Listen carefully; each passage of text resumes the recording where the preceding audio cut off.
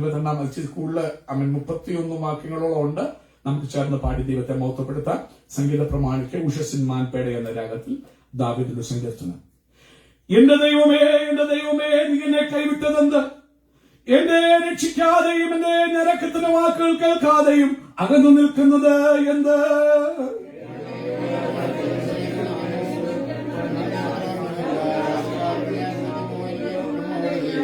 ഇസ്രായേലിന്റെ സ്തുതികളുടെ മേൽ വസിക്കുന്നവനെ, നീ പരിശുദ്ധനാകുന്നുവല്ലോ.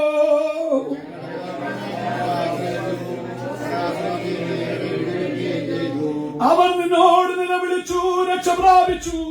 അവർ നിന്നെ ആശ്രയിച്ചു, ലജ്ജിച്ചു പോയതുമില്ല.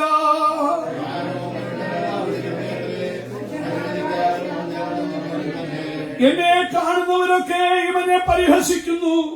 അവർ അതരം മലർത്തി തലകുലുക്കുന്നു.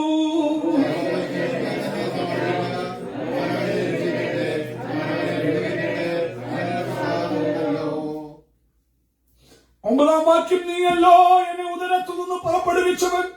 എന്റെ അമ്മയുടെ മുല കുടിക്കുമ്പോൾ നീ എന്നെ നിർഭയം വസിക്കുമാറാക്കി.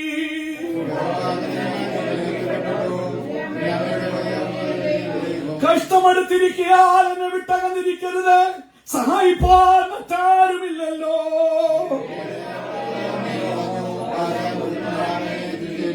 വിഭുക്ഷതയോടെ അലർന്ന സിംഹമ്പോൾ അവർ എന്നെ നേരമായി വിളർക്കുന്നു.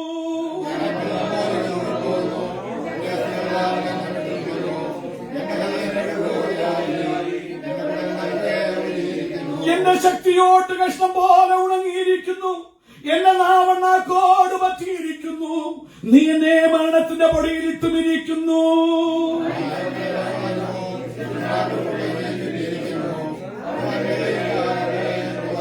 എന്റെ അസ്ഥികളെയൊക്കെയും എനിക്കെണ്ണാം. അവരെന്നെ ഉറ്റുനോക്കുന്നു. നീയോ യഹോവേ അകന്നിരിക്കരുത്. എന്നെ തുണയായുള്ളവരെ എന്നെ സഹായിപ്പാൻ വേഗം വരണമേ.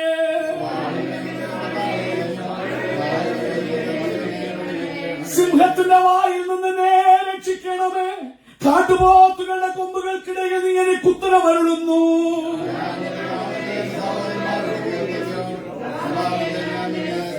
യഹോവ ഭക്തന്മാരെ, അവനെ സ്തുതിപ്പിൻ. യാക്കോബിന്റെ സകല സന്തതികളുമായുള്ളവരെ അവനെ മഹത്വപ്പെടുത്തുവിൻ. ഇസ്രായേലിന്റെ സർവ്വസന്തതികളുമായുള്ളവരെ അവനെ ഭയപ്പെടുവിൻ.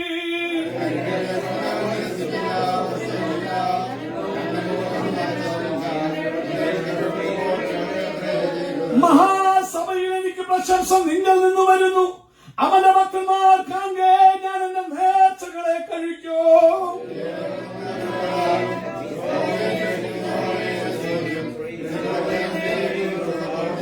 ഭൂമിയുടെ അറുതികളൊക്കെയും യഹോവയിലേക്ക് തിരിയും. ജാതികളുടെ വംശങ്ങളൊക്കെയും നിന്റെ മുമ്പാകെ നമസ്കരിക്കൂ. ഭൂമിയിൽ പുഷ്ടി ഉള്ളവരൊക്കെയും ഭക്ഷിച്ചാരാധിക്കും. പൊടിയിലേക്ക് ഉറങ്ങുന്നവരെല്ലാവരും അവന്റെ മുമ്പാകെ കുമ്പിടും. തന്റെ പ്രാണനെ രക്ഷിപ്പാൻ കഴിയാത്തവനും കൂടെ.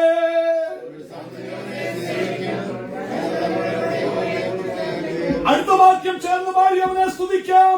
അവൻ വന്ന് ജനിപ്പാനുള്ള ജനത്തോട് അവൻ നിവർത്തിച്ചിരിക്കുന്നുവെന്ന് അവന്റെ നീതിയെ വന്ദിക്കും. നമ്മുടെ വിശുദ്ധകരങ്ങളെ ഉയർത്തി കർത്താവിന് സ്തോത്രം ചെയ്യാം. Hallelujah, hallelujah, hallelujah. പ്രാർത്ഥനയുടെ ദിവസം തന്നെ ഇരിക്കാം. I invite Caleb to come forward and let's listen to the word of God.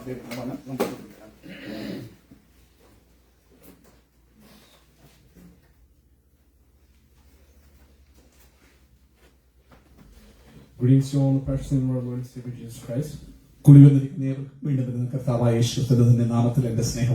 First, I thank God for this opportunity to stand before you all, because we know that the reason we're here today is because the Lord has put breath in our lungs and we have been able to wake up this morning. So I firstly thank God. ആമേൻ. പ്രിയമുള്ളവരെ, ഇന്ന് പകൽക്കാലം ദിവസമായിരിക്കാൻ കർത്താവ് തന്ന കൃപയോർത്ത് തന്നെ ദൈവത്തെ സ്തുതിക്കും. നമുക്കറിയാം എന്തിനാണ് നാം കടന്നു വന്നിരിക്കുന്നത്. അവനെ ആരാധിപ്പാൻ. ഇന്ന് പകൽക്കാലം ഒന്ന് നമ്മുടെ ചങ്കിനകത്ത് ജീവൻ തന്ന, നമ്മുടെ ശ്വാസകോശത്തിൽ ശ്വാസം ശ്വസിക്കാൻ കൃപ തന്ന ദൈവത്തെ ഞാൻ ഇന്ന് പകൽക്കാലം ആരാധിക്കും.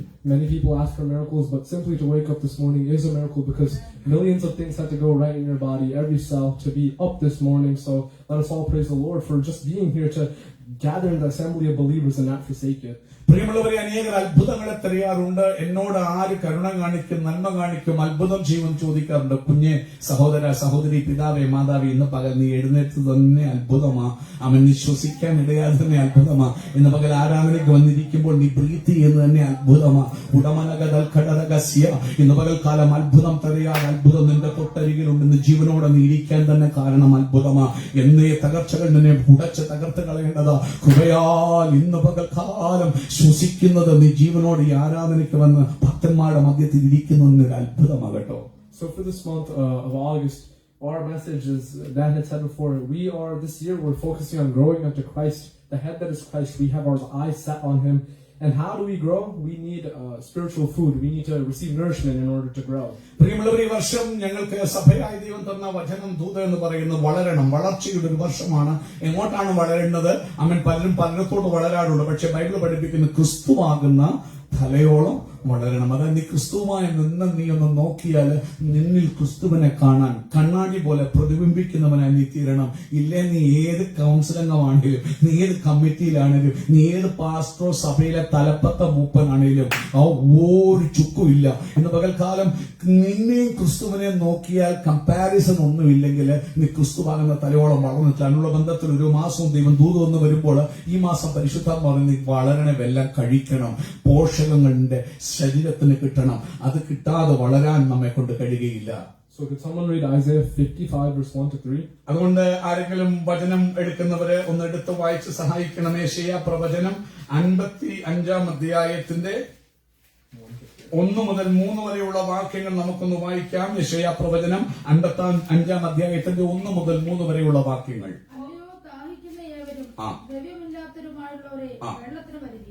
വന്ന് വാങ്ങി തിന്നുവീൻ. നിങ്ങൾ വന്ന് ദ്രവ്യവും വിലയും കൂടാതെ വീഞ്ഞും പാലും വാങ്ങിക്കൊള്ളുവീൻ. അപ്പമല്ലാത്തതിനെ ദ്രവ്യവും തൃപ്തി വരാത്തതിനെ നിങ്ങളുടെ പ്രയത്നഫലവും ചെലവിടുന്നതെന്ത്? എന്റെ വാക്ക് ശ്രദ്ധിച്ചു കേട്ട് നന്മ അനുഭവിക്കുകയും പുഷ്ടഭോജനം കഴിച്ച് മോദിച്ചുകൊള്ളുകയും. നിങ്ങൾ ചെവി ചായച്ച് എന്റെ അടുക്കൽ വരികയും നിങ്ങൾക്ക് ജീവനുണ്ടാകേണ്ടതിനെ കേട്ടുകൊള്ളുകയും. ദാവീദിന്റെ നിശ്ചിത കൃപകൾ എന്ന ഒരു ഞാൻ നിങ്ങൾക്ക് ചെയ്യും. Amen. So Isaiah 55 verse 1 to 3, it is one of our verses. We have these 4 verses for this month just as a topic, but this verse has been speaking to me a lot because it speaks of a food that is free, that comes without cost. പ്രിയമുള്ളവരെ, ഈ മാസത്തിലെ ചിന്താവിഷയത്തിലുള്ള ബന്ധത്തിൽ 2-3 താക്കോൽ വാക്യങ്ങൾ സഭയ്ക്ക് ദൈവം തന്നതില് ഒരു താക്കോൽ വാക്യമാണ് യെശയ്യാ പ്രവചനം 55 അധ്യായത്തിന്റെ 1 മുതൽ 3 വരെയുള്ള വാക്യങ്ങൾ. ഈ വാക്യം എന്നോട് ഒത്തിരി ദിവസങ്ങൾ സംസാരിക്കുക, ഇടപെടുകയും ചെയ്യുക.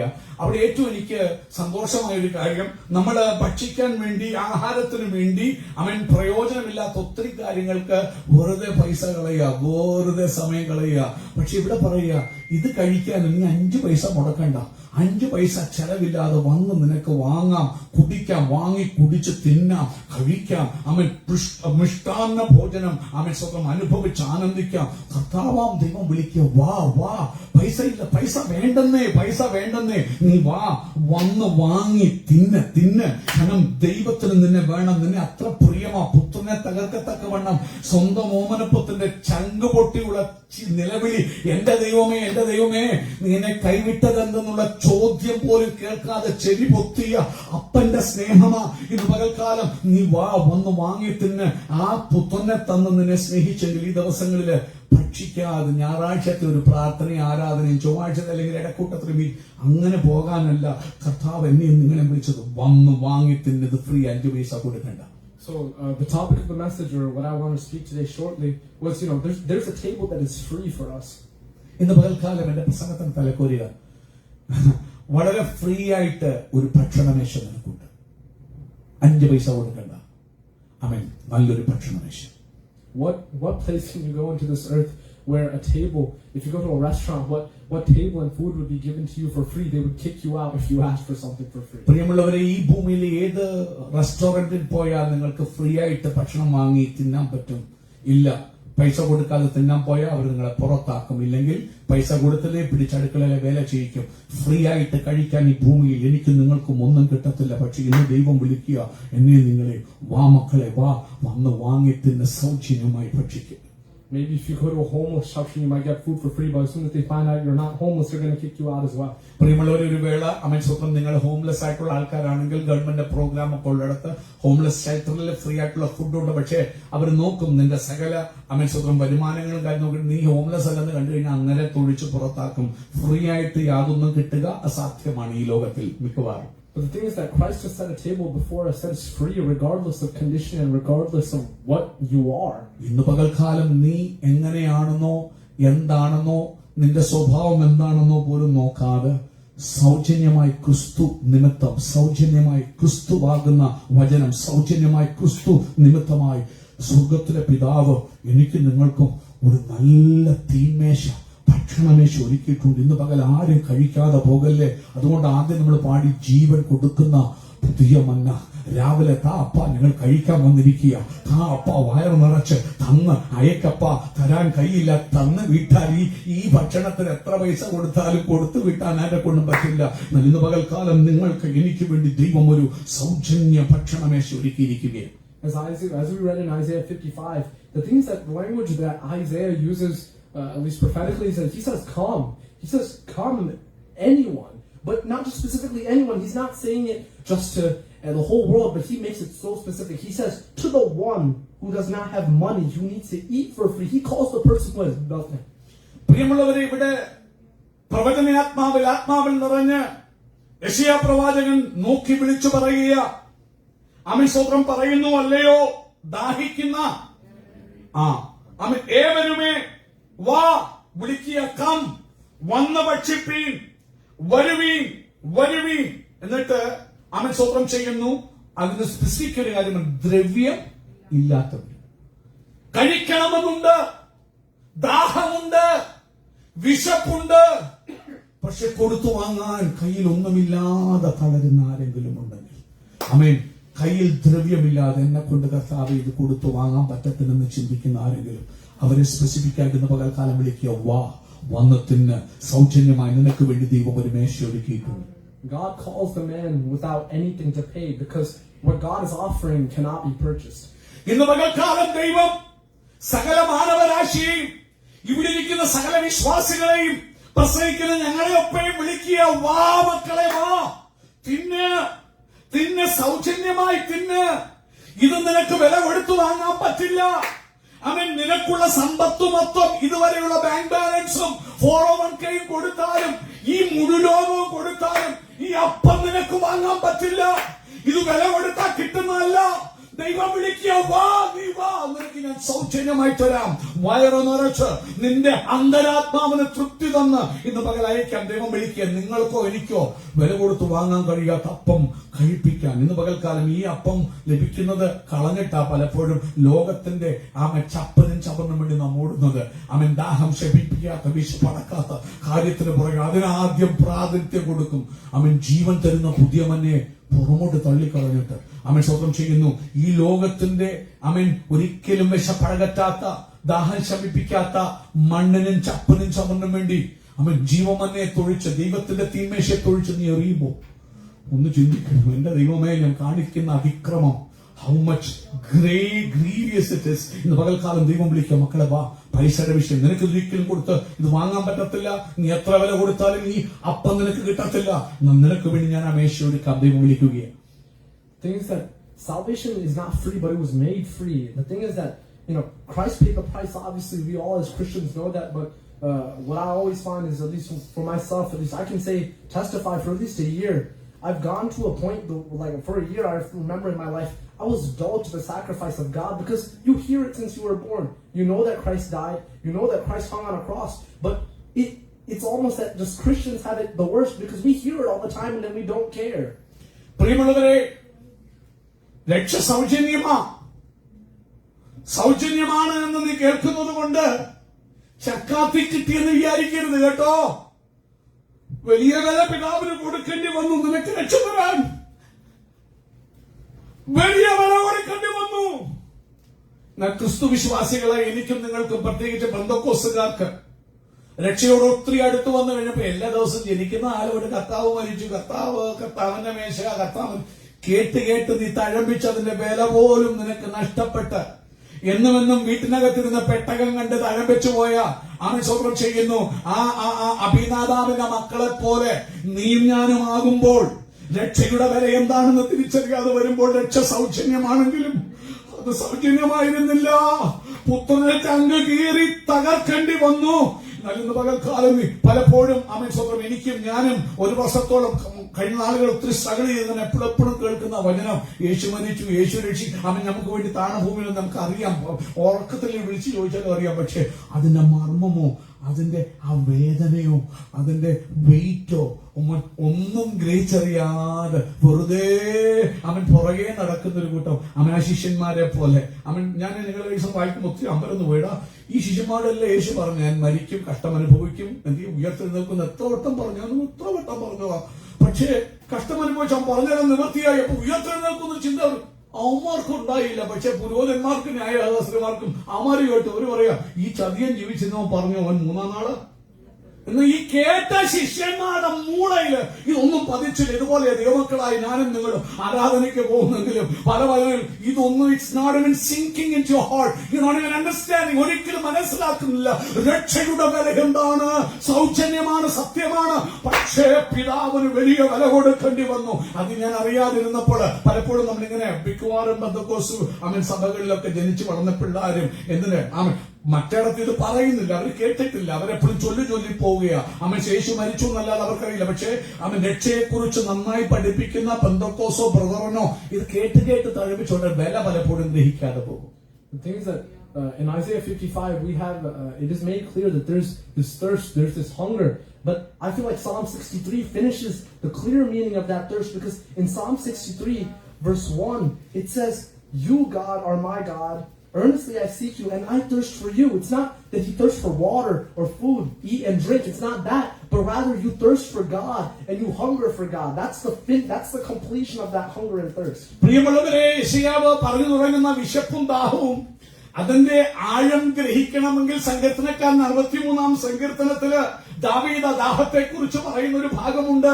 1-ാമത്തെ വാക്യത്തിൽ ഇങ്ങനെ പറയുന്നു, അവൻ യഹൂദ മരുഭൂമി ഇരിക്കുന്ന കാലത്ത് ജീവിതം തകർന്ന് തരിപ്പണമായി, ജീവിതം കോഞ്ഞാട്ടയായിരിക്കുന്ന നാണം കെട്ട് അവൻ സ്വന്തം കൊട്ടാരമൊക്കെ വിട്ട് സ്വന്തം മക്കളെതിരെ തിരിഞ്ഞ് അവൻ ഓടിപ്പോയി നിരാശയുടെ പടുകുഴിയിൽ പതിച്ചിരിക്കുമ്പോൾ അവൻ പാടുന്നൊരു ഗാനമുണ്ട്. നിരാശയുടെ മധ്യത്തിലും അവൻ പാടുകയാ, നീ ദൈവമേ, നീ എന്റെ ദൈവം, അധികാലത്ത് ഞാൻ നിന്നെ അന്വേഷിക്കും, വെള്ളമില്ലാതെ ഉണങ്ങി വരേണ്ട ദേശത്ത്. എന്റെ പ്രാണൻ, എന്റെ ആത്മാവ്, എന്റെ സകല ബോഡി നിനക്ക് വേണ്ടി ത്രസ്റ്റ് ചെയ്യുന്നു. നിന്റെ ജീവിതത്തിന്റെ ഓരോ കോശങ്ങളും നിന്റെ ജീവിതത്തിന്റെ ഓരോ കണികയും ജീവിതം എത്ര കോഞ്ഞാട്ടയായാലും തകർന്നാലും ദൈവത്തിന് വേണ്ടി ദാഹിക്കണം. ഇന്ന് അനേക മനുഷ്യന്റെ സ്നേഹത്തിന് വേണ്ടിയും ലോകത്തിന്റെ അംഗീകാരത്തിന് വേണ്ടിയും നീ ദാഹിച്ച് ഓടി നടക്കുക.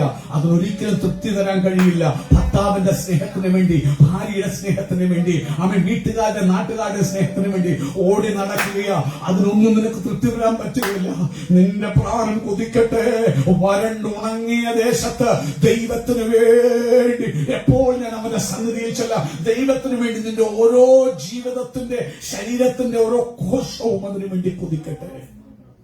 Now when you realize that this hunger and thirst that we have is simply to partake or feed and be nourished by God, that's when God calls you. He says come. He says come to the table. നോക്കൂ, എപ്പോൾ ഈ മനുഷ്യൻ തിരിച്ചറിയുന്നു അപ്പത്തിനായിട്ടുള്ള വിശപ്പല്ല, വെള്ളത്തിനായിട്ടുള്ള ദാഹമല്ല, ഈ ലോകത്തിന്റെ അപ്പമെല്ലാം നശിച്ചു പോകുന്നതാ. ദാവീദ് പറയുന്നു, എന്റെ പ്രാണൻ നിനക്കായി, ദൈവമേ അങ്ങേക്കായി കൊതിക്കുന്നു, അങ്ങയെ ഭക്ഷിക്കാൻ, അങ്ങയെ ഈറ്റ് ചെയ്യാൻ, അങ്ങയെ കുടിക്കാൻ. അത് നീ തിരിച്ചറിയുമ്പോ ദൈവം പറയാ, വാ വാ. നിന്റെ വിശപ്പടക്കുന്ന യഥാർത്ഥ ഭക്ഷണം എന്താണെന്ന് തിരിച്ചറിയുമ്പോൾ ആ ദൈവത്തിന്റെ വെളിയുടെ പ്രസക്തി ഉടമനക സത്തര അവരെ മാമൻ സഹോദര മോനെ മോളെ വാ വന്ന് തിന്ന്, നിനക്ക് വേണ്ടി ഞാൻ മേശ ഒരുക്കിയിട്ടുണ്ട്. നിനക്ക് വേണ്ടി ഒരു മേശ ഒരുക്കിയിട്ടുണ്ട്. അത് തിന്നുന്നവന് ഒരു കാലത്തും വിശക്കത്തില്ല. അതിൽ നിന്ന് കുടിക്കുന്നവൻ ഒരു കാലത്തും എന്ത് ചെയ്യത്തില്ല, ദാഹിക്കത്തില്ല. ഇന്ന് പകൽക്കാലം വിളിക്കാം, മകനെ വാ, സഹോദര വാ. ദൈവദാസന് നീ എത്ര ശുശ്രൂഷിച്ചാലും വിഷയമില്ല, നീ തിരിച്ചറിയാതെ എന്ത് ശുശ്രൂഷ കാര്യമില്ല. വാ, നിന്റെ വിശപ്പടക്കുന്ന ആമേൻ സ്വന്തം മേശ ഞാൻ നിനക്ക് വേണ്ടി ഒരുക്കിയിട്ടുണ്ട്. We don't come to Christ or His table to eat with Him because we've earned the right to come, but rather He has invited us. We come because we received the invite, not because we've made ourselves worthy. ആമേൻ. ഇന്ന് പകൽക്കാലം അധികാരമുള്ളത് കൊണ്ടല്ല ഈ മേശ നിനക്ക് തരുന്നത്. ചിലർ എന്റെ privilege, privilege ഒന്നുമില്ല നിനക്ക്. കിട്ടിയേക്കുന്ന ഒരു കർത്താവ് പറയാ, സൗജന്യമായി നിനക്ക് തരിക. നീ നേടിയതല്ല, നീ അധ്വാനിച്ചതല്ല, പണം കൊടുത്തതല്ല, നീ കുടുംബത്തിൽ പറഞ്ഞതുകൊണ്ട് തന്നതല്ല, നീ ദൈവത്തെ തിരിച്ചറിഞ്ഞതുകൊണ്ട്. നിന്റെ കഴിവോ നിന്റെ പത്രാസോ നിന്റെ അവൻ സ്വന്തം അറിവോ ജ്ഞാനമോ അതൊന്നുമല്ല കേട്ടോ. നീ ദൈവമാണ് നിന്റെ സകലവും, നിന്റെ അടിസ്ഥാനവും ജീവനും ശ്വാസവും പ്രാണനും എന്ന് തിരിച്ചറിഞ്ഞതുകൊണ്ട്, ഈ ലോകത്തിലെ ഭക്ഷണം നിന്നെ സഹായിക്കത്തും തിരിച്ചതുകൊണ്ട്, അതുകൊണ്ട് നിന്നെ വിളിക്കുക. നിനക്ക് വേണ്ടി ദൈവം സൗജന്യമായി തരികയാ. നീ നേടിയതല്ല, നിന്റെ അവകാശമല്ല കേട്ടോ, നിന്റെ അവകാശമല്ല. ദൈവം നിനക്ക് സൗജന്യമായി തരാൻ ദൈവം നിനക്ക് വേണ്ടി ഒരുക്കിയത്. ആ തീന്മേലേക്ക് ദൈവം വിളിക്കുക, വരിക. And when He calls you to the table, it's not just He doesn't call you to this communion, the Holy Communion, just to take something that's a symbol. It's not just a symbol. He gives you grace. Grace is imbued through the Holy Communion, through the body and the blood that you receive. God has called you to receive Him, to be spiritually nourished by Him through the grace that you receive in it. പ്രിയമുള്ളവരെ, ഒരു കാര്യം ഓർക്കണം, ഇതിനുള്ള ബന്ധത്തിൽ നീ കർത്തൃമേശയെ ചിന്തിക്കണം. അവൻ പറയുക, എന്റെ ഓർമ്മയ്ക്കായി ശൂന്യാക്കലോറ ഞാൻ ജീവന്റെ അപ്പമാകുന്നു. ഉടമനകസിയ സ്വർഗീയ പിതാവ് ജീവന്റെ അപ്പത്തെ താണഭൂമിയിലേക്ക് വിളിച്ച് അയച്ചിട്ട് വിളിക്കുക, വരിക, വാ. ഇന്ന് അനേക കർത്താവിന്റെ മേശയെ ലാഘവത്വത്തോടെ അവൻ ചടങ്ങ് പോലെ ചെയ്ത് 5 മിനിറ്റ് ഇത് ചടങ്ങ്. നീ എന്താണെന്നറിഞ്ഞ്, നീ കഴിക്കുന്ന എന്താണെന്ന് തിരിച്ചറിഞ്ഞ് അതിനെ നീ തിന്നാലുണ്ടല്ലോ, നിന്റെ അസ്ഥികളിൽ നിന്റെ പ്രാണനിൽ അത് ജീവനായി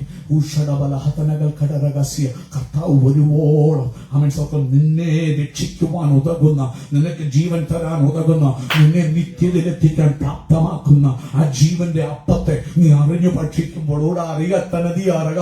സാധാരണ പോലെയല്ല കേട്ടോ. കർത്താവിന്റെ മേശയിലേക്ക് നീ കടന്നു വരുമ്പോൾ അറിവ്. അതുകൊണ്ട് പിതാവിളിക്കുക, ഒരു മേശ, സൗജന്യമായ മേശ. നിനക്ക് അവകാശമുള്ളത് കൊണ്ടല്ല, സ്വർഗത്തിലെ അപ്പൻ നിങ്ങളെ സ്നേഹിക്കുന്നത് കൊണ്ട്. Since He loves you so much, John 3:6, for God so loved the world, He gave His only begotten Son, so that whomsoever believeth in Him shall not perish but have everlasting life. തന്റെ ഏകജാതനായ പുത്രനിൽ നിനക്ക് വേണ്ടി സൗജന്യമായി വാ. പിതാവ് വിളിക്കുക, വന്ന് കഴിക്കുക. എന്തിനാ? അവൻ നിന്നെ മടക്കിക്കൊണ്ടുവരാൻ. ഏതൻ തോട്ടത്തിൽ നീ വീണ കാലം മുതൽ നിന്നെ മടക്കിക്കൊണ്ടുവരാൻ കൊതിച്ച പിതാവ്.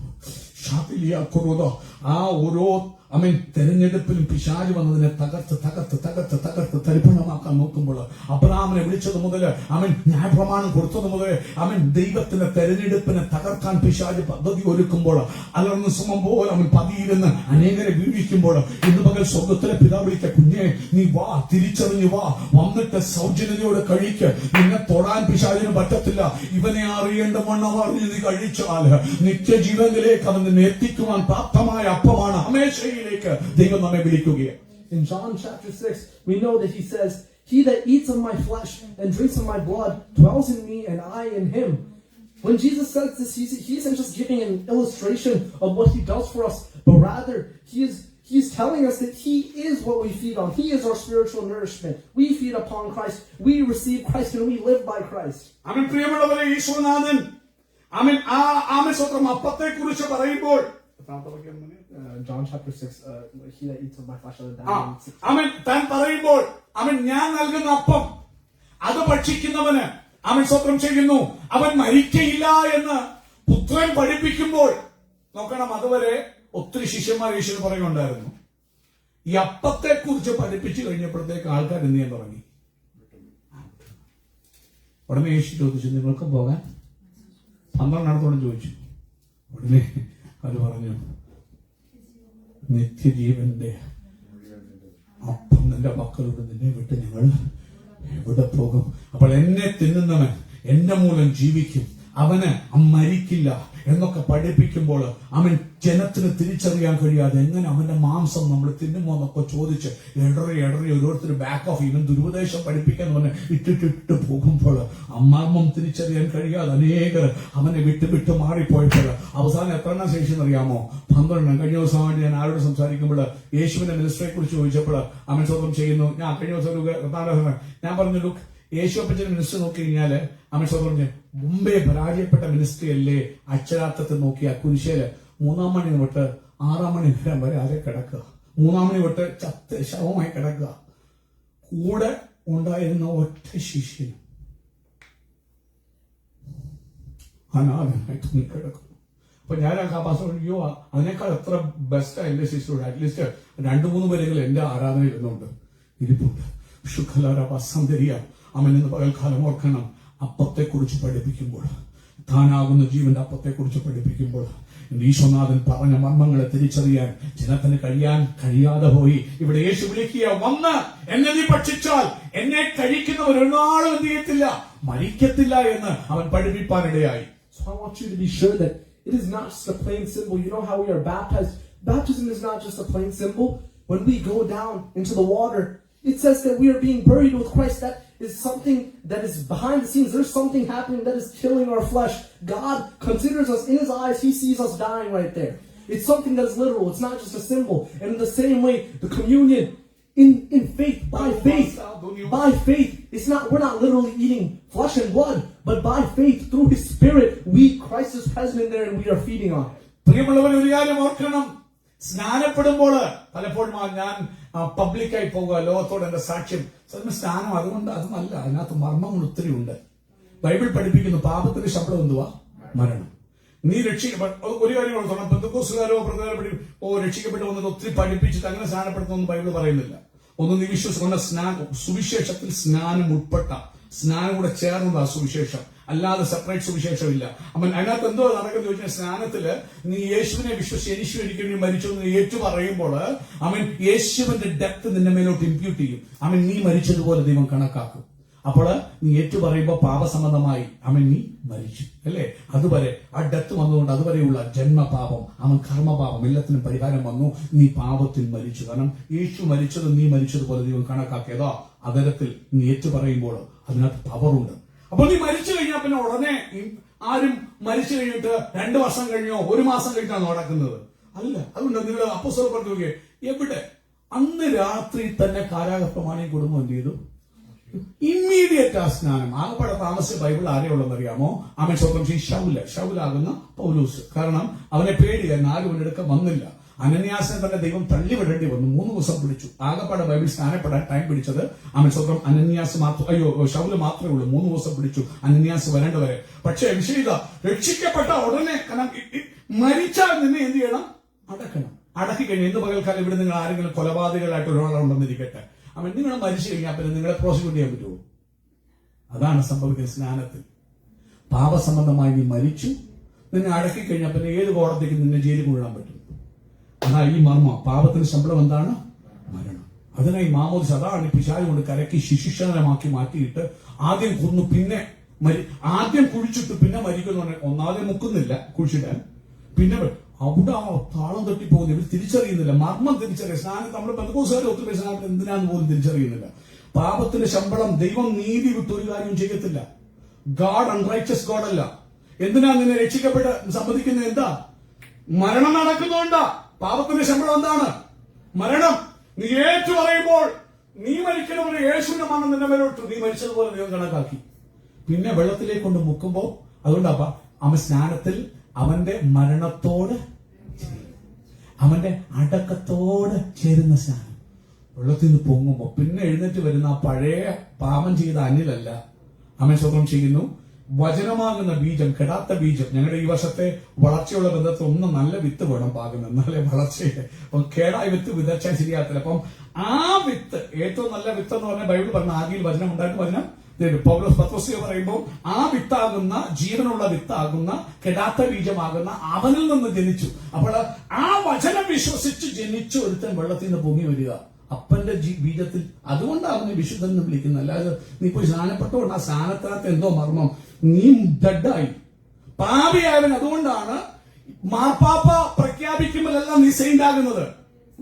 ഇത് മർമ്മം ഗ്രഹിക്കണം. അവർ തിരിച്ചറിയാൻ വയ്യാത്തത് കൊണ്ടാണ് ആരാണ്ട് അങ്ങനെയല്ല സെയിന്റ് ആകുന്നത്. നീ മരിച്ചു, പാപത്തിന് ശമ്പളം എന്തുവാ? മരണം. വെള്ളത്തിൽ മുക്കിയോ അപ്പൊ തീർന്നു. Old man is dead and dead buried. പക്ഷെ വെള്ളത്തിൽ നിന്ന് പൊങ്ങി വരുന്ന ആരാന്നറിയാമോ? വചനം വിശ്വസിച്ചു, വചനം ഉള്ളിൽ വീണിട്ട് അവൻ ജീവിച്ചു. അവൻ വെള്ളത്തിൽ നിന്ന് പോകുമ്പോൾ ആ വചനത്താൽ ജനിച്ചവൻ. ആദിയിൽ വചനം ഉണ്ടായിരുന്നു, വചനം ദൈവത്തോട്, വചനം ദൈവം ആയിരുന്നു. ആ കെടാത്ത ബീജം ഹൃദയത്തിൽ വീണ് ജനിച്ചവനായതുകൊണ്ട് ദൈവമാകുന്ന വചനത്തിന്റെ വിത്ത് വീണ് നിന്നെ ദൈവവേദന വിളിക്കാൻ കാരണം അതുകൊണ്ടാണ്. അല്ല നീ ഒരു ചർച്ചയിൽ പോയതുകൊണ്ടല്ല. നീ ജനിച്ചത് വെള്ളത്തിൽ നിന്ന് പൊങ്ങിയപ്പോ ഒരു ക്രിസ്തുവിലായാലും പുതിയ സൃഷ്ടിയായിട്ട് വെള്ളത്തിൽ നിന്ന് പൊങ്ങി വന്നപ്പോൾ God is calling. അതുകൊണ്ട് രക്ഷിക്കപ്പെട്ട് സ്നാനപ്പെട്ട് കഴിഞ്ഞാൽ നിന്നെ ഞാൻ പാപിയായി ഇല്ല. You not. നീ വചനത്തിൽ ജനിച്ചു കഴിഞ്ഞാൽ പാപിയാന്ന്. പാപമില്ലെന്നല്ല, ജഡത്തിന്റെ വീണ്ടെടുപ്പ് കഴിഞ്ഞ പാപം നിന്നിലുണ്ട്. പക്ഷെ അത് പ്രത്യേകത, നീ യേശുവെ സ്നാനത്തിൽ you are putting on Christ. നിനക്കൊരു റെപ്രസെന്റേഷൻ ഉണ്ട് പിതാവിന്റെ വലത്ത് ഭാഗത്ത്. പരിശുദ്ധന്റെ പാപത്തെ ഓർപ്പിക്കുമ്പോൾ റിപ്പന്റ് ചെയ്യും. ഓരോ ദിവസവും റിപ്പന്റ് ചെയ്യണം. റിപ്പന്റ് ചെയ്യുമ്പോൾ തെറ്റിപ്പോയി പറയുമ്പോൾ പിതാവിന്റെ വലത്ത് പൊതും പറയാം, അപ്പാ I represent him. കാരണം അവൻ ഇട്ടേക്കുന്ന ഡ്രസ് ഞാൻ അവന്റെ അറ്റോണിയാ. അപ്പൊ എന്റെ ചോര ഓർക്കണേന്ന് പറയുന്നു. നീ അപ്പോൾ പിശാച് പറയാം അവൻ എങ്ങനെ അനുഗ്രഹിക്കും? ഇപ്പോഴും പിശാചിന് ദൈവസേന ആക്സസ് എന്ന് നിങ്ങൾക്ക് അറിയാമോ? നിങ്ങൾക്ക് പിശാച് കൊടുക്കുന്നു. ഇന്നും ദൈവസേന അവൻ ചെന്നിട്ടുണ്ട്. എന്തിനാണെന്നറിയാം? ഇവിടെ ഇരിക്കും നിന്നെ കണ്ടോ, അവളുടെ ഇരിപ്പ് കണ്ടോ, അവന്റെ ഇരിപ്പ് കണ്ടോ, അവന്റെ പ്രതികരണം കണ്ടോ, എങ്ങനെയാ നീ അവനെ അനുഗ്രഹിക്കാൻ ചോദിക്കാൻ? പിശാച് അക്യൂസറാ, അപവാദി എന്ന ബൈബിൾ പറയുന്നു. ഇപ്പോഴും ദൈവസേന അവന് ആക്സസ് ഉണ്ട്. നിങ്ങൾ മർമ്മം വചനം പഠിക്കണം. അവൻ അന്നേരം പറയുമ്പോഴത്തേക്ക് അവൻ സ്വന്തം പുത്രനടുത്തെന്ന് പറയാം, അപ്പാ എന്റെ ചോര. കാരണം എന്താ? അവൻ സ്നാനത്തോടെ രക്ഷപ്പെട്ട് സ്നാനപ്പെടുന്നു പറയുന്നതുകൊണ്ടാ. സ്നാനത്തിൽ ഇട്ട് കഴിയുമ്പോൾ പിതാവിന്റെ പുറത്ത് തത്വണി പറയും, എന്റെ ചോര. അവന്റെ പിതാവ് പിശാച് പറയും, ഞാനൊന്നും കാണുന്നില്ല പിശാച് നീ പറയുന്നത്, എന്റെ പുത്രന്റെ ചോര മാത്രമേ. ഇതാ മർമ്മം. സ്നാനം എന്ന് പറയുന്നത് വിമാ കളിയല്ല. ഇത് പെന്തക്കോസിൽ ചെയ്യുന്നതോ അല്ലെങ്കിൽ വല്ല കൂട്ടത്തിൽ ചെയ്യുന്ന കാര്യമല്ല. അതുകൊണ്ടാണ് ഈശോയ്ക്ക് സ്നാനം ഏൽക്കേണ്ടി വരാനിരുന്നിട്ടും പാപമില്ലല്ലോ. യോഹന്നാൻ കഴിച്ച മാനസാന്തര സ്നാനമല്ലേ? യേശു ചോദിച്ചു, ആരെന്നെ പാപത്തെ കുറിച്ച് എന്ത് ചെയ്യും? പക്ഷെ എന്തിനാ യേശു സ്നാനം ഇട്ടിട്ട് ഇല്ല? ഇവന്മാരെല്ലാം പറയും യേശു സ്നാനം ഏറ്റോ, ഞാൻ യേശുവിന് ശേഷം സ്നാനപ്പെടും. യേശു ചെല്ലുമ്പോ യോഹന്നാൻ തടയുക, നിന്ന ഉടനെ ഈശോ പറയുന്ന ശ്രദ്ധിക്കും, യോഹന്നാൻ ഇപ്പോൾ സമ്മതിക്കും. ഇങ്ങനെ സകല ദൈവത്തിന്റെ നീതി, പാപത്തിന് ശമ്പളം എന്തുവാ? മരണം. ആ നീതി നിവർത്തിക്കുന്ന നമുക്ക് ഉചിതമാണ്. അത് ഞാൻ ഈ മാതം കാണിച്ചെങ്കിൽ ഈ പുറകെ കള്ളനെ പിടിച്ചിട്ട് സ്നാനപ്പെടാതിരിക്കുന്നുണ്ട്. കള്ളൻ സ്നാനപ്പെട്ടോ, എടാ കുരിശേ കിടന്ന് മരിക്കുക. നീ അതേ മരണം നീ മരിക്കുന്നെങ്കിൽ വേണ്ട. മരിക്കുന്ന സമയത്ത് നീ ഏറ്റു പറയും വേണ്ട. നീ മരിക്കുന്നില്ല. മരിക്കണമെങ്കിൽ ഏക വഴിയുള്ള സ്നാനം. ഇന്ന് സ്നാനപ്പെടാത്തവരാരെങ്കിലും ഫേസ്ബുക്ക് ലൈവായിട്ട് എന്നെ കേൾക്കുന്നെങ്കിൽ ഇത് പെന്തക്കോസ്തുകാരുടെ ഉപദേശമല്ല. ഈശോ മിശിഹ സ്വർഗത്തിലെ ദൈവത്തിന്റെ നീതിയാ. ഇന്ന് പകൽ നീ ഏറ്റെടുത്താൽ അനുഗ്രഹം മടങ്ങി വരട്ടെ. അവൻ സ്വന്തം ചെയ്യുന്നു. In the same way that baptism is not a symbol and there's something physical happening in it, so is communion as well. അതേപോലെ ഓർത്തോണം, സ്നാനം ചടങ്ങല്ല, അതിന്റെ പുറകെ വലിയ മർമ്മമുണ്ടെന്ന് പറയുന്ന പോലെ. അവൻ പുതിയ നിയമസഭയ്ക്ക് നമ്മൾ പെന്തക്കോസ്ത് പറയുക 2 ചടങ്ങുകൾ, സ്നാനം പിന്നെ 1 കത്താൻ. ഇത് ചടങ്ങല്ല കുഞ്ഞ്, നിന്റെ ജീവന്റെ കാര്യമാണ്, നിന്റെ വളർച്ചയുടെ കാര്യമാണ്, നീ അവനെ ഭക്ഷിക്കുന്ന കാര്യമാണ്. എന്തിനാ? അവനാകുന്ന തലയോളം വളരാൻ വേണ്ടി. അപ്പോൾ ഓർത്തോണം, കർത്താവിന്റെ മേശ നീ പോയി എടുക്കുമ്പോൾ എന്തിനാ? എന്നെ തിന്നുന്നവൻ മൂലം ജീവിക്കുമെന്ന് പറയാൻ, നീ മരിക്കാതിരിക്കാൻ അത് തിരിച്ചറിഞ്ഞ് കർത്താവിന്റെ മേശ എടുക്കേണ്ടത് ആവശ്യമാണ്. When we approach these things by faith, there's something literal happening behind it. We should come forward to this table in faith and say that Christ is here. Christ is giving himself to his people and I am coming to receive him. അതുകൊണ്ട് നിങ്ങൾ ആരാധനയിൽ കർത്താവിന്റെ മേശ എടുക്കാൻ വരുമ്പോൾ വളരെ ജ്ഞാനത്തോട് വരണം. അവൻ ഒന്ന്, ബൈബിൾ നമ്മൾ പഠിപ്പിക്കുന്ന അപ്പം സാക്ഷാൽ അപ്പവും പാനീയം സാക്ഷാൽ പാനീയവുമാണ്. അത് യേശുവിന്റെ ശരീരമായിട്ട് മാറുന്നില്ല, പക്ഷെ അത് ശരീരത്തിന്റെ പ്രതീകമാണ്. ചുമ്മാ ബ്രെഡല്ലത്, പ്രാർത്ഥിച്ച് പുത്രന്റെ ശരീരത്തിന്റെ റെപ്രസെന്റേഷൻ. നീ ഇത് കഴിക്കുമ്പോൾ ജീവന്റെ അപ്പമായി ഈശോയെ ഭക്ഷിക്കുക. ഞാൻ മരിക്കേണ്ട ഇടത്ത്, ദൈവ കോപത്തിന്റെ തിരികളിൽ പൊടിയപ്പെടേണ്ട ഇടത്ത് എനിക്ക് പകരം പൊടിഞ്ഞ ദൈവ ക്രോധത്തിന്റെ ക്രോധാഗ്നിയിൽ വെന്തരിയുടെ ഇടത്ത് ഞാൻ ഇടത്ത് എനിക്ക് വേണ്ടി അപ്പമായി തീർന്നു. എന്റെ ജീവനെ ഭക്ഷിക്കുന്നില്ല. അതാ നീ കഥാന ചുമ്മാടുത്ത് ആവട്ടിട്ട് ചപ്പി ഇറങ്ങിയിട്ട് സ്വത്രം എന്താ, ഞാൻ ജീവനെ ഭക്ഷിക്കും. നീ ക്യാൻസർ രോഗിയായിരിക്കും, നീ ഏത് രോഗിയായിരിക്കും വിഷയമല്ല. നീ പക്ഷെ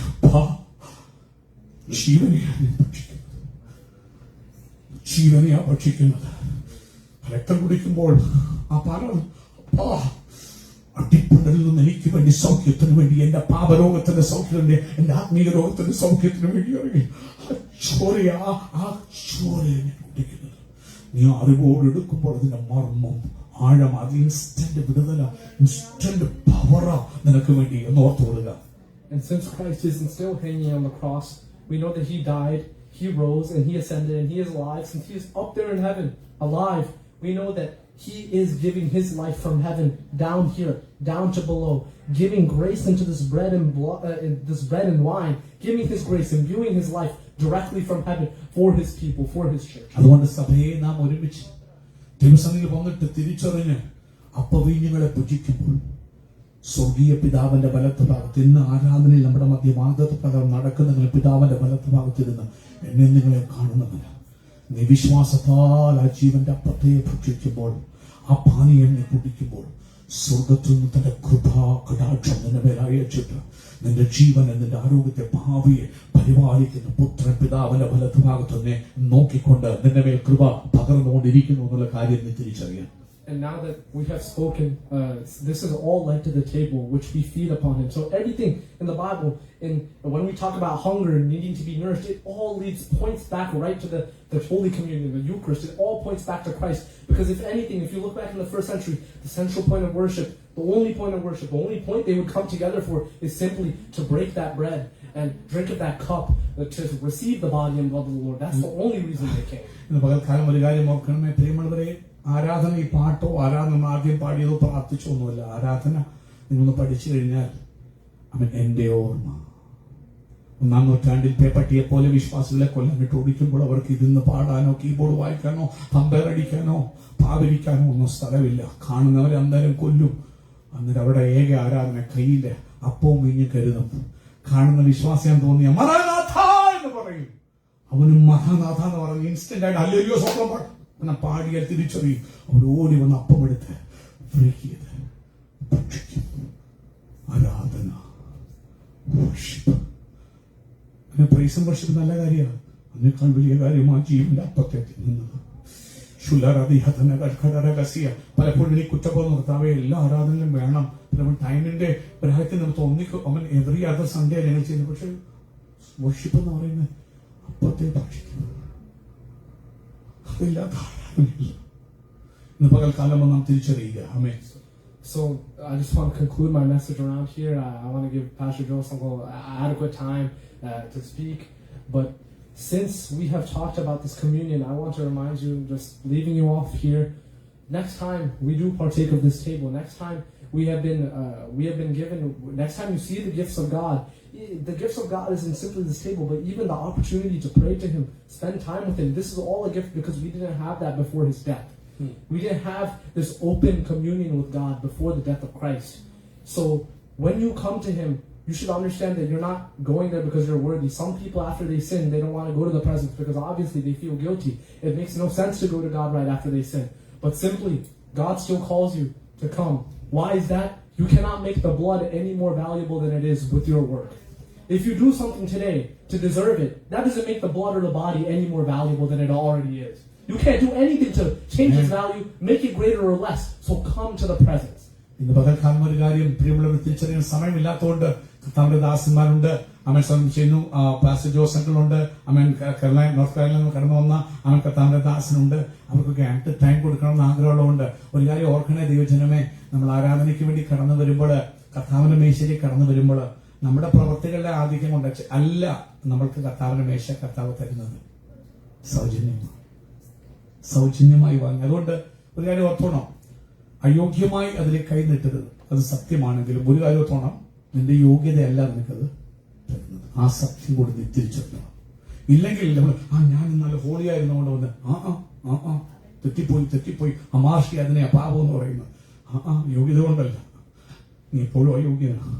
അവൻ പക്ഷെ അതുകൊണ്ട് എന്ത് പറ്റും, ചിലര് തെറ്റ് വന്നു കഴിഞ്ഞാൽ പിന്നെ അവര് കർത്താവിന്റെ മേശ അകന്നിരിക്കും. അങ്ങനെ അകന്നിരിക്കാനേ സമ്മതിച്ചിട്ടില്ല. ചിലവരുടെ വലിയ മഹത്വത്തോടെ പറയുന്നത്, ഓ ഞാൻ കർത്താവിന്റെ മേശ ഇല്ല, ആരും നിനക്ക് അധികാരമൊന്നും എടുക്കാതിരിക്കുക. ബൈബിള് പറയുന്നു, കർത്താവ് വരുവോളം ഉണ്ട് മരണത്തെ. നിന്റെ എക്സിസ്റ്റൻസേ അതാ. അത് പ്രഖ്യാപിക്കാതെ നിനക്ക് ജീവനില്ല. ഇന്ന് പകൽക്കാലം പിച്ചാൽ നിന്നെ മേയാൻ കടന്ന് വട്ടം കറങ്ങുക.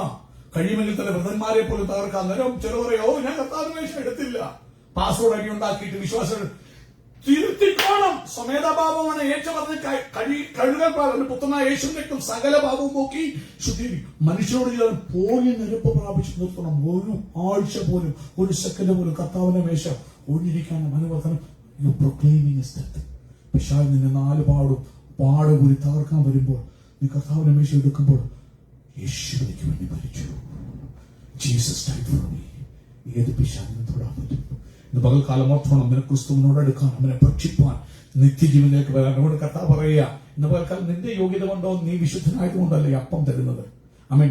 തെറ്റ് തിരുത്തിയാൽ, പരിശുദ്ധമോ കുറ്റബോധം വരുത്തിയാൽ മാനസാന്തരം ഏറ്റു പറയണം. ദിവസം നിലപാട് വീണം ഏറ്റു പറഞ്ഞ ഉപദേശിച്ച് കർത്താവിന്റെ മേശ ഒന്ന് എടുത്തോണം.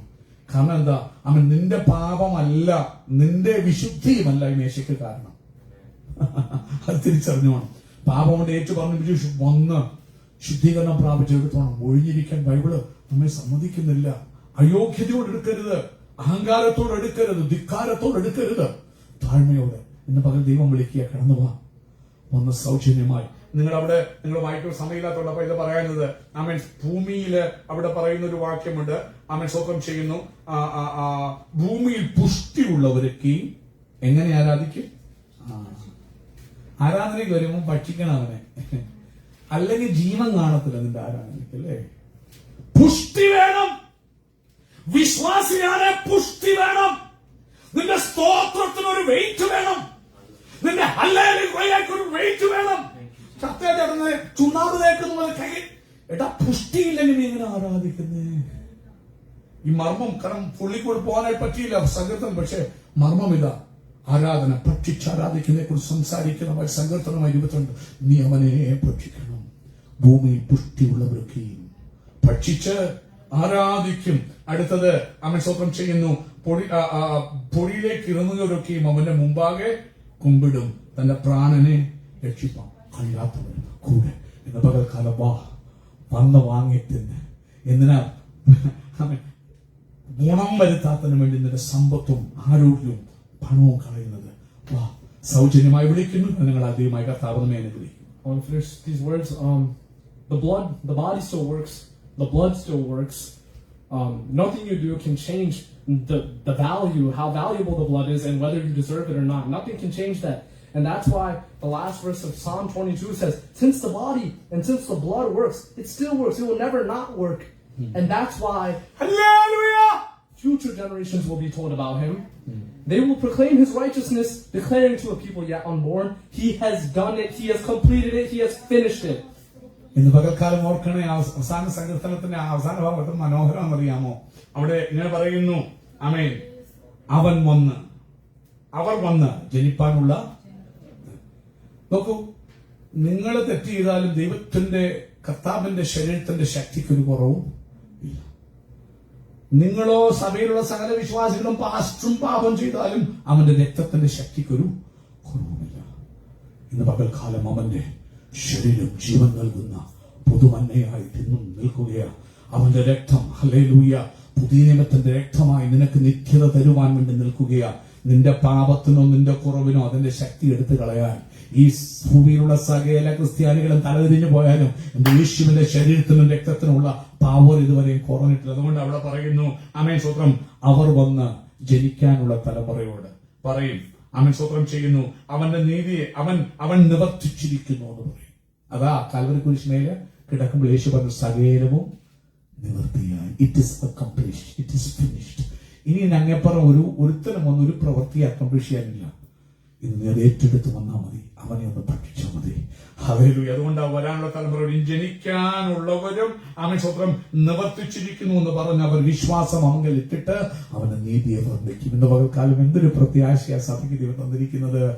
നമ്മുടെ പാപങ്ങൾക്കോ നമ്മുടെ കുറവുകൾക്കോ നമ്മുടെ അവിശ്വസ്തതകൾക്കോ കർത്താവിന്റെ ശക്തി എടുത്തു മാറ്റാൻ കഴിയാത്തൊരു അവസ്ഥ, അത് തിരിച്ചറിഞ്ഞിട്ട് കുറവിലേറ്റ് പറഞ്ഞു ഓടി വന്നാൽ ഏതു നേരത്തും നമുക്ക് വേണ്ടി നിൽക്കുന്ന കൃപ അതനുഭവിക്കാം. അവനെ ഭക്ഷിച്ചാരാധിക്കാം. May God bless you with each and every one of these words. അവൻ കടന്നു വന്ന ഏവരെയും ഈ വനങ്ങളെ അധികമായി കർത്താവ് അനുഗ്രഹിക്കുമാറാകട്ടെ.